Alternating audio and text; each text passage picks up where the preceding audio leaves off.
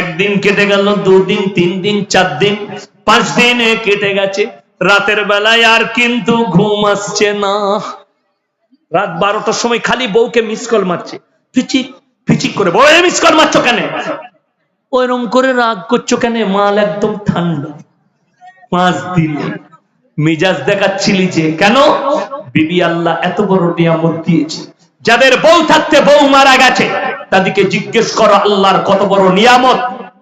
4টা বেটা থাকবে, 4টা বৌমা, তারা বলবে আব্বা অসুবিধা নেই, আমরা খিদমত করব। আরে বুকা, সব খিদমত করবি, তোর বউরা সব করবে, কিন্তু রাতের বেলায় অন্ধকারে রাত 10টার সময় তোরা বিবিকে নিয়ে ঢুকে পড়বি এক কোণে। বুড়ো মানুষ এক জায়গায় কোণের ঘরে পড়ে থাকবে। রাত্রে যদি কারেন্ট চলে যায় আর প্রস্রাব লাগে, বিছানায় মুততে হবে, না হলে ঘরের কোণে। আর বিবি যদি থাকতো, আপনাকে চিন্তা করতে হবে না, বাইরে যেতে হবে না, বালতিটা এনে দিচ্ছি, বালতিতে মুতে, স্লিপচিটা এনে দিচ্ছি, স্লিপচিতে মুতে। দেখবেন অনেক ছেলের অ্যাক্সিডেন্ট হয়ে হোক যে কোনো কারণে পা ভাঙে না, ভাঙে না, ভাঙে না, ঘরে পড়ে আছে, পেশাব লেগেছে, বউকে বলছে ওরে বাবা রে, উঠতে পারছি না গো। ও বউ বলছে চিন্তা করো না, তুমি বসে থাকো, বালতি এনে দিচ্ছি। ও হযরত, ওইখানেই বসে বসে চালিয়ে দিলে বালতিতে, বউ ফেলে আসছে, কোনো অসুবিধা নাই। আর বউয়ের যদি একবার পা ভাঙে, বউ যদি বলে চলতে পারছি না গো, চলতে পারছো নাকি, হাতটা টেনে নিয়ে গিয়ে পায়খানা করে বসিয়ে দিবে। ও কিন্তু বউয়ের মুখ ফেলাবে না, কিন্তু বিবিরা ফেলবে। আল্লাহ স্ত্রী এত বড় নিয়ামত দিয়েছে। বুঝিয়ে দিই, আপনি আছেন লালবাগে, বাজারে গেছেন, বহরমপুরে আছেন, বউ ফোন করে বলছে হ্যালো, রান্না হয়ে গেছে, তুমি খাবে না, চলে এসো। রাত ফোনটা, কাজে আছি, সব সময় খালি ফোন করিস কেন? বাবারে মিজাজ কি! আর যদি দীপালি ফোন করে, ও হ্যালো কেমন আছো দি, জাহান্নামী। আল্লাহ লাকির টেনে দিয়েছেন, এটা আর তার নবীরা, সেই নবীরা ফিরাতে পারবে না। হযরতে নূহ নবীর বিবি জাহান্নামী, আল্লাহ কোরআনে লাকির টেনে দিয়েছেন, এটা আর ফিরবে না। তারা নবী হওয়ার পরেও তাদের বিবিকে আর জান্নাতে নিয়ে যেতে পারবে না। আল্লাহ জাহান্নামী ঘোষণা করে কোরআনে লাকির টেনে দিয়েছেন। আমার ভাই, আমার মায়েরা, বোনেরা, যারা সমকামী হবে তারা জাহান্নামের উত্তর অধিকারী হবে। তোমরা মনে করো না এই তোমাদের পাপের কারণে গোটা মুর্শিদাবাদ জেলাকে গঙ্গার ভেতরে আল্লাহ ভরে দিতে পারেন, আটকাতে পারবে না। তোমাদের পাপের কারণে তোমাদের কম, তোমার গ্রাম আল্লাহ গঙ্গার তলায় ভরে দিতে পারে। সমুদ্রের ঢেউটা একবারে মুর্শিদাবাদে মেরে টেনে ঢুকাতে পারেন। এই পাপে যারা লিপ্ত আছো, সেই যুবক যুবতীদিকে আমি অনুরোধ করে যাব, তোমরা সমকামী থেকে নিজেদিকে বাঁচাও, তোমরা এই ধরনের পাপ থেকে সরে এসো, জিনা থেকে সরে এসো। আমার আল্লাহ কোরআনে অর্ডার দিয়েছেন, ওয়ালা তাকরাবুজ জিনা ইন্নাহু কানা ফাহিশা ওয়া সাআ সাবিলা। হে আমার নবী, ব্যভিচার করা তো দূরের কথা, যে রাস্তায় ব্যভিচার হয় সেই রাস্তার পাশে যাতায়াত করো না। আমি আমার যুবকদিকে বলবো, তুমি বহরমপুরে গেলে যে রাস্তায় পতিতালয় আছে সেই রাস্তায় দরকার থাকলেও যেও না, ওই দরকার অন্য জায়গায় মিটাও। যে রাস্তায় ব্যভিচার হয় সেই রাস্তায় যেও না। আমি দাওয়াত দিয়েছি, আজকে আবার এই মিডিয়াদের মাধ্যমে দাওয়াত দিচ্ছি, সোনাগাছির যতগুলো মুসলিম পতিতালয়ের মেয়ে আছে আমি তাদেরকে দাওয়াত দিচ্ছি, তোমরা এসো আর কালমা পড়ো, আর আমাদের মতো মৌলবীর সঙ্গে যোগাযোগ করো। আমরা তোমাদের ভালো হালাল স্বামীর ব্যবস্থা করে দেবো, হালাল লুচির ব্যবস্থা আমার আল্লাহ করে দিবেন। তোমরা ওই জায়গা থেকে, পতিতালয় থেকে সরে এসো।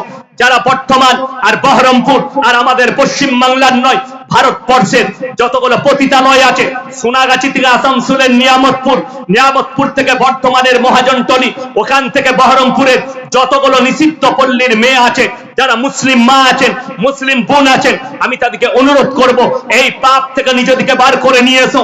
তা না হলে তোমরা জাহান্নামের সব থেকে দামি স্থলে চলবে, তোমাদেরকে আল্লাহ এমন আগুনে নিক্ষেপ করবে, আল্লাহর কসম তোমরা জান্নাতের খুশবু পর্যন্ত পাবে না এই ব্যভিচারের কারণে। তা না হলে আল্লাহ যে যৌবনটা দিয়েছে, পুরুষরা শোনো, আল্লাহ যে যৌবন দিয়েছে, এই যৌবনটা তোমার স্ত্রীর জন্য আমানত, এই যৌবনটা তোমার বিবির জন্য আমানত। যারা অন্য জায়গায় খরচ করবে তাদের কাছে আমার আল্লাহ হিসেব নেবেন এবং কঠিন শাস্তি দেবেন। ওই জন্য অনুরোধ করব, প্রত্যেকটা ভাই, প্রত্যেকটা মা বোন, নিজেদের ইজ্জতের হেফাজত করুন। জোরে বলুন ইনশাআল্লাহ। আমার আল্লাহ কোরআনে বলেছে, হে আমার নবী, তাদেরকে বলো তারা যেন নিজেদের লজ্জা স্থানে রক্ষণাবেক্ষণ করে, তারা যেন নিজেদের ইজ্জতের হেফাজত করে। এই লজ্জা স্থানের যারা হেফাজত করতে পেরেছে আর বিবির জন্য আমানত করে রেখে দিতে পেরেছে, সেই ছেলেরা মুমিন হবে। জোরে বলুন সুবহানাল্লাহ। তুমি মুমিন। তোমার যদি শুনেলেন, আমি অর্ডার দিয়ে যাচ্ছি, আমি অর্ডার দিচ্ছি আপনাদিকে। অনেক মা বাপ আছে, ছেলের বয়স হয়ে যাওয়ার পরও ইনকাম নাই বলে বিয়ে দিতে চাই না, ঠিক কিনা কথা বলে? সেই মা বাপরা শুনেলেন, তার থেকে বড় অন্যায় কাজ আর কেউ করেনি। রুজির মালিক আল্লাহ। আমি যখন প্রথম ফারেক হওয়ার পরে মাদ্রাসায় লেগেছি, বর্ধমানে খাগড়াগড় কাণ্ড যেখানে ঘটেছিল, ওখানে একটা মাদ্রাসা আছে। আমার প্রথম জীবন সেখান থেকে শুরু করেছি পড়ানো। সেই মাদ্রাসায় যখন ছিলাম, আমার জীবনের মুর্শিদাবাদের মাটিতে প্রথম জলসা সুরুলিয়া মাদ্রাসা। আমার আব্বাজির শরীর খারাপ ছিল, আমার মুর্শিদাবাদের মাটিতে অভিষেক ঘটেছে সুরুলিয়া মাদ্রাসা থেকে। আমি গর্ব করে বলছি, সুরুলিয়া মাদ্রাসায় আমার আব্বাজির শরীর খারাপ ছিল। আমার বদরুল আলম ভাই শেখুল হাদিস, উনি বললেন ইয়াসিন ভাইকে পাঠাও, ফারেক হয়ে চলে এসেছে। বললে আরে ইয়াসিন কি জলসা করবে? বললে পাঠান। আল্লাহ আমার তারা বলিয়ে নিয়েছিলেন। ওইখানে দাঁড়িয়ে আমি 15টা জলসা বুক করেছিলাম মুর্শিদাবাদের মাটিতে। সেই আমার অভিষেক ঘটেছিল ওই সুরুলিয়া মাদ্রাসা থেকে, যেটা আপনাদের গৌরব। আমার ভাই আপনাদেরকে বলি, আমি যখন মাদ্রাসায় ঢুকে আমার বেতন ছিল 2000 টাকা। কত বললাম? 2000। আমার মা আমার আব্বাজি তখনই বিয়ে দিয়েছেন, 2000 টাকা বেতন। আমি চিন্তা করলাম, আমার আব্বাজিকে বললাম যে আমি 1 বছর আগে চাকরি করি। বললেন না, রুজির মালিক আল্লাহ, তুমি বিয়ে করো। সেই দিন থেকে আজ পর্যন্ত আল্লাহ আমার রুজিতে কমি দেয়নি। জোরে বলুন সুবহানাল্লাহ। তোমার ছেলের ইনকাম নেই কিংবা পড়াশোনা করছে, উপযুক্ত বয়স হলে বিবাহ দাও।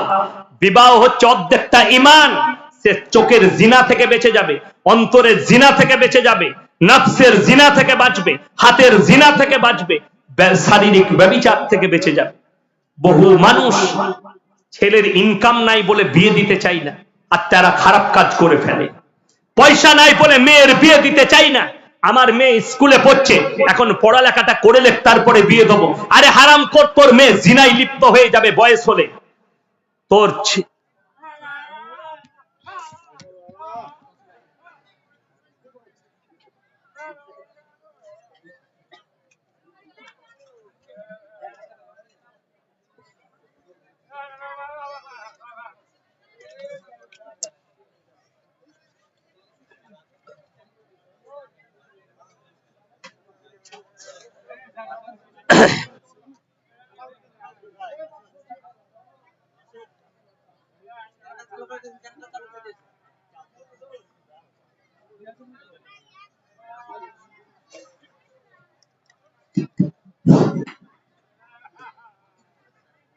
আমার ভাই, সকল ভাইকে অনুরোধ করব, তোমার মেয়ে স্কুলে পড়বে, আলহামদুলিল্লাহ। কি হলো? কোনখান থেকে? জেনারেটর থেকে? দেখুন,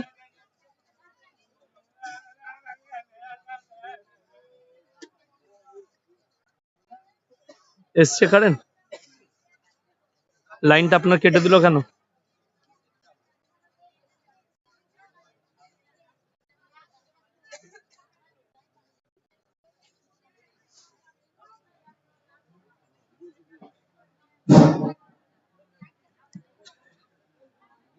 হ্যাঁ, ঠিক আছে। আমার ভাই, আপনার মেয়ে, মায়ের দিকে বলবো, আপনার মেয়ে স্কুলে পড়বে, বিয়ের পরে স্বামী যদি তাকে পড়ায় পড়াবে। আপনি শর্ত রাখবেন, আমার মেয়ে চাকরি যদি পায় পড়াবে। কিন্তু শুনেলেন, আমি বলে যাই, আপনি ফতোয়া নেবেন, আপনার মেয়ে আপনার স্ত্রী চাকরি করতে পাবে ওই স্কুলে, যে স্কুলে অনলি ফর মেয়ে ছেলে আছে।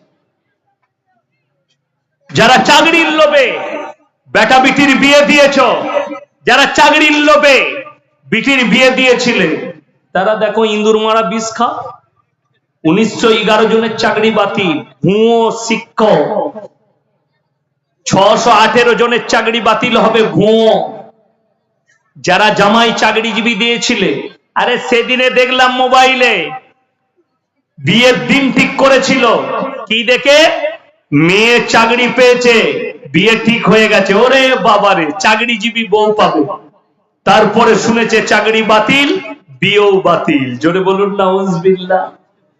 তারা কাকে পছন্দ করে, ভালোবাসে? টাকাকে। যারা টাকাকে মনে করেন টাকার দাম আছে, যারা টাকাকে প্রাধান্য দেন, টাকাতে সবকিছু হয়, টাকায় সুখ হয়, তারা একবার পার্থ বাবুকে গিয়ে জিজ্ঞেস করে আসুন, স্যার টাকায় কত সুখ? তোমাকে জুতো করে মারবে, বেরোবে। টাকাতে আমাকে জেলে ভরেছে, ঠিক কি না? তাকে জিজ্ঞেস করে এসো। ওই জন্য টাকায় সুখ নয়, আপনি মুমিন হন, আল্লাহ আপনাকে সুখ দেবে। জোরে বলুন সুবহানাল্লাহ। আপনি ইমানদার হন, আল্লাহ আপনাকে অল্প পয়সায় সুখ দেবে। যারা মুমিন হবে তাদের অল্প ইনকামই আল্লাহ সুখ দেবে। আপনি ডাল আলু খাবেন, সুখ পাবেন। আমরা মাদ্রাসার তালবে ইলমরা ডাল আলু খাই, আল্লাহ তাতেই আমাদের চালিয়ে দেয়, দেয় না? দেয় না? শুনেছেন? আমরা চাই না আমাদের কাছে খাবার চলে আসে। আল্লাহর নিয়ামত শুনেলেন। এই রমজানুল মুবারকের মাস আসছে, সবাই হাত তুলে বলুন তো 30টা রমজানের রোজা সবাই রাখবো। জোরে বলুন ইনশাআল্লাহ। এ রোজা রেখে লুকিয়ে কেউ খাবেন না তো? আমাদের দেশে অনেক মাল আছে, ঘরেতে খায় সেহরি, বইয়ের সাথে বাপের সাথে। বাপ মনে করলে ওরে বাবারে আমার বেটা একদম আব্দুল কাদের জিলানি, মাল বহরমপুরে গিয়ে লুকিয়ে গলির ভেতরে ঢুকে হোটেলে খাচ্ছে। কি বুঝলেন? মুখ পুছে চলে এলো। আর আসরের নামাজের পরে কি বুঝলেন, ইফতারি রেডি, ইফতারির দস্তরখানে বসে বাম মনে করছে এত বড় পরেজগার আর দুনিয়াতে নেই। আর ফেরেশতারা বলছে, হ্যাঁ বে তুই যে খানা খাচ্ছিলি দুপুরে, এটা কেমন রোজদার? লুকিয়ে শুনেলেন আমার ভাই, বলে যাব। যারা মনে করেন যে আমরা পেছনে লুকিয়ে খেয়ে নেব, কেউ জানতে পারবে না, আমরা গোপনে খেয়ে নেব, লোকের সামনে রোজা রাখবো। যারা পাপ করেন আর মনে করেন আমার গোপন থাকবে, তারা শুনেলেন আমার আল্লাহ রাব্বুল আলামিন সূরা আলে ইমরান প্রথম পৃষ্ঠায় আমার আল্লাহ বললেন, ইন্নাল্লাহা লা ইয়াখফা আলাইহি শাইউন ফিল আরদি ওয়ালা ফিস সামা। হে আমার বিশ্ব নবী, পৃথিবীর মানুষকে বলো, আসমান আর জমিনের মধ্যে যা কিছু আছে কোন জিনিসটাই আমার আল্লাহর কাছে গোপন নেই। জোরে বলুন সুবহানাল্লাহ। তোমরা অন্তরে কথা বলো, আমার আল্লাহ শুনতে পায়। তুমি মনে মনে কথা বলবে, আমার আল্লাহ শুনতে পাবে। ওই জন্য আমার ভাই, রমজানের 30টা রোজা কেউ ছাড়বেন না। জোরে বলুন ইনশাআল্লাহ। রমজানুল মুবারকের মাস আসছে, শুনেলেন বরকতপূর্ণ মাস। একটা জিনিস আল্লাহর নিয়ামত বুঝতে পারবেন আল্লাহ কতটা বরকত দেয়। রমজান মাসে আমাদের দস্তরখানে যে ইফতারি হয়, এই নাস্তা পানি অন্যান্য মাসে আমরা জোগাড় করতে পারি? কথা বলেন, হয়? হয় না। সিজদায় পড়ে কাঁদা দরকার। গত রমজানে আমার মাদ্রাসার বাবুর্চি সাহরি খেয়ে ফজরের নামাজ পড়তে এসেছি বলে, হুজুর ইফতারি কি হবে? 10-12 জন আছে। আমি বললাম ঠিক আছে, আমি আসছি জোহরের সময়। বাড়ি চলে গেলাম, আদায়ে বেরিয়ে গেলাম, মাদ্রাসা ঘুরে এলাম, আসরের নামাজ পড়লাম। বললে হুজুর নামাজের আগে উজু করে মসজিদে বসে কোরআন পড়ছি, এসে কানে কানে বললে হুজুর ইফতারি কি করবো? আমি বললাম আবে নামাজটা পড় না, নামাজ হোক। বিশ্বাস করবেন না, ফজর নামাজ, আসরের ফরজ নামাজ আদায় করলাম, বেরিয়ে এসে দোয়া করে যখন বেরিয়ে এলাম, বাইরে বেরিয়ে দেখছি 2টো থলি নিয়ে একজন ব্যক্তি দাঁড়িয়ে আছে, হুজুর এই মাদ্রাসার তালবে ইলম গুলোকে এগুলো খাইয়ে দেবে। আমি তাকে বললাম বরকত পেয়েছিস? বললে জি। আমরা তাহলে কাল থেকে আর চিন্তা করিস না, ঠিক আল্লাহ হাজির করে দিবে। জোরে বলুন সুবহানাল্লাহ। আপনি ভাবতেও পারবেন না, আপনি মসজিদে ঘুমিয়ে থাকবেন, দেখবেন আল্লাহ ঠিক আপনার দস্তরখানে ইফতারি রেডি করে দিয়েছে। আর আমি বলবো আপনাকে, ইফতারিতে বরকত বেশি পাবেন। এখন উঠে গেছে আমাদের দেশে, দেখবেন আগে যখন আমরা ছোট ছিলাম আমাদের মায়েরা পিঠা করতো না, পকোড়া বাড়িতে, ছুলা ভনা বাড়িতে, খাবার তৈরি করা। এখন কিন্তু সব রেডিমেড হয়ে গেছে, তাই না? সব কিনে নিয়েছি। আসল কথা, আমাদের বউরা সব ডিজিটাল হয়ে গেছে, ডিজিটাল বউ। ওরা আর কাজ করতে চাই না। এটা যদি আমার বউ শুনে না, তার রাগ করবে, কিন্তু বাস্তব কথা। আমার মাকে আমি দেখেছি খড়ে রান্না করতে। আমার মা আমাদেরকে রান্না করে খাইয়েছে খড়ে, আমার মা আমাদেরকে কাঠে রান্না করে খাইয়েছে। এখন আমাদের বউরা গ্যাস আর সেই কারেন্টের চুলো, বুঝতে পারলেন, দেখেননি কারেন্টের চুলো উঠেছে, ওরে বাবা, সুইচ টিপে দিচ্ছে, ভাতটা হয়ে যাবে। আর উনি হযরত এখন টিভি দেখছেন, সিরিয়াল, ও টাইম দিয়ে আছে, মাল হয়ে যাবে। শুনে নাও, আমার যারা যুবক ভাই আছো, ছোট ছোট কচি কাঁচা আছো, তোমাদের যুগে আরো একটা নতুন ডিজিটাল বউ আসতে যাচ্ছে। সেটা কি? তারা বলবে আর রান্না করব না, হোম ডেলিভারি করে নাও। বুঝতে পারেননি? রেডিমেড মাল, ঘরে রান্না করবেন না, এত ব্যস্ত হয়ে পড়বে। আমি আমার গিন্নিকে বলি, আমি আমার মাকে দেখেছি মেহমানদের রান্না করা, আমাদিকে রান্না করে খাওয়ানো। শুধু তাই নয়, আমাদের 6টা ভাই বোনকে রান্না করে খাওয়ানো, স্কুলে পাঠানো, মাদ্রাসায় পাঠানো, এত কাজ। এবং বাড়িতে বড় গাই থাকতো, 8 কেজি 10 কেজি দুধের গাই। আমার মা নিজে গাই দোয়াতেন, আমি দেখেছি। ঘরের ভেতরে গাই থাকতো, নিজে গাই দোয়াতো। সে গায়ের দুধ 10 কেজি 12 কেজি ফুটতো। আমরা ভাইয়েরা সবাই গিলাসে করে, বাটি করে ঢেলে ঢেলে দুধ খেতাম। এখন আমাদের বউরা দুটি রান্না করছে আর আমাদের জামা কাপড় কাচছে, আবার গ্যাসে। তারপরও বলছে দাঁড়াও, সময় নাই, কাজ হচ্ছে না। আমি বলবো আল্লাহু আকবার, এতটুকু কাজে এরা সময় পাচ্ছে না, তাইলে কিয়ামত কত কাজে বুঝে নাও। আরো যত কাজে আসবে, মানুষের আয়ু কমে যাবে। এখন দেখতে পাবেন 30 বছর 40 বছরের যুবকরা স্টক করছে না, করেনি। 40 বছরের যুবকরা স্টক করে দিচ্ছে। এইরকম ধরনের পাপ যত বাড়বে, তত নতুন নতুন ডিজাইনের গুনাহ আপনার কাছে, মৃত্যু আপনার কাছে হাজিরি দেবে। আমার ভাই, সবাই পরকাল নিয়ে চিন্তা করব, জোরে বলুন ইনশাআল্লাহ। মরণের পরের কথা চিন্তা করবেন, আমার কবরটা কি হবে। কবর হচ্ছে প্রথম মঞ্জিল। কোরআনে আল্লাহ তাআলা দুনিয়া সম্পর্কে মানুষকে বুঝিয়েছেন, ওয়ামাল হায়াতুদ দুনিয়া ইল্লা মাতাউল গুরুর। এই দুনিয়া তোমাদের জন্য সম্পূর্ণ ধোঁকা। কিয়ামতের একটা দিন দুনিয়ার 50,000 বছরের সমতুল্য হবে। আপনি ক্যালকুলেটরে আপনি হিসাব করুন, সেই পরিপ্রেক্ষিতে আপনি দুনিয়াতে কত মিনিট আর কত সেকেন্ড দুনিয়াতে আছেন। আর কিয়ামতের ময়দানে সবথেকে বড় খুশখবরি, যারা গরিব মুমিন আছেন, যারা বড়লোক মুমিন আছেন, উভয় শুনে যান।